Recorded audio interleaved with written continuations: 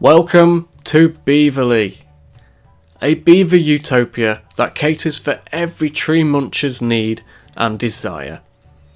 These critters have mastered their landscape and they have ample food, water and opportunities for leisure. Even the longest drought cannot dent the vibe in this town. They have been liberated from more misery, woe and hardship. Well, except for the frequent flooding.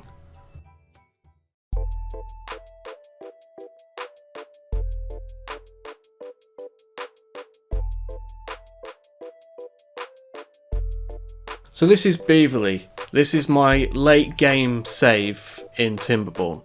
I've used no mods in this save, simply just spent an inordinate amount of time, wood and dynamite to reshape the map into a beaver paradise. It actually has 4 different settlements, but they're all interconnected and they share resources. My power grid is also fully interconnected, so every building that needs power is running off the same network. And my generation is split between different sources, so wind and water, gravity and other sources. There are actually very few beavers left in Beverly. Most of the work is done by robots that are built by robots from materials that are generated by robots. There is a huge surplus of food, water and goods. The beavers that are left live a life of luxury. They ride carousels, they swim in the lidos, they bathe in the mud baths. And sometimes you've just got to make your own fun power by hitting the gym. The core objective in Timberborn is to navigate through the droughts that become longer and longer the further you progress. In this save, I've mastered the droughts long ago, using lots of dams and irrigation channels. I may lose my running water and as a consequence some of my power, but that's just a minor inconvenience. So this is my water system. Water flows in from the left hand side of the map. It follows the channels and there's a series of them, and eventually it flows off the right hand side of the map. I pump water up and around the bottom of the map to hydrate it, and more water exits from the southern edge. A perhaps surprising consequence of this river management is flooding, and I see quite a bit of it, especially when my channels are refilling at the end of the drought periods. I get this kind of choppy flow where lots of water flows over the dams, and then none, and then lots, and so on. So the flows in this game, as far as I'm aware, are controlled by a hydraulic model, and this is a type of model that moves water across a regular grid of squares or cells or pixels or nodes, whatever you want to call them. How much is moved is controlled by the height difference between the surface and the water depths in neighbouring cells. The water comes from emitters on the left hand side of the map. The water is added at a constant rate, or in the case of a drought, not at all. So with a full river, the flow should be constant unless you disrupt it somehow.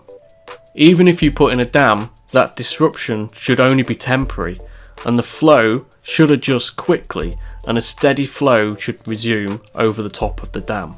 So in theory, the game should never produce this type of intermittent flooding that we see here. So what the hell is going on? Well, it's all to do with the way that models work. In reality, water flows constantly. You turn on a tap and that steady stream of water will flow in a smooth stream at a steady rate. Models are just not able to work like reality in this way. They function using time steps. So a specified unit of time where the model calculates how much water would have moved in that time and then moves it all in one go, before doing the same for the next time step. The smaller the time period chosen, the more time steps there are and the smoother the flow is. It's similar to how circles in game graphics are never actually perfect circles, but made up of lots of straight lines. You begin to reduce the number of those lines and you start to see the edges. However, the more time steps that you use, the more calculations that your PC is going to need to do, and if you get too many, the performance will suffer and the game will lag. This is an absolute killer for the gaming experience. By using bigger time periods, you reduce the required number of calculations and everything runs smoothly. And when you have a nice steady flow, like that intended in Timberborn, those big time steps are perfect. But when a professional hydrologist plays your game and starts plonking in dams left, right and centre, your flow suddenly becomes more complex, especially on the initiation of channels after droughts. When the new flows reach a dam, they are impeded and begin to build up.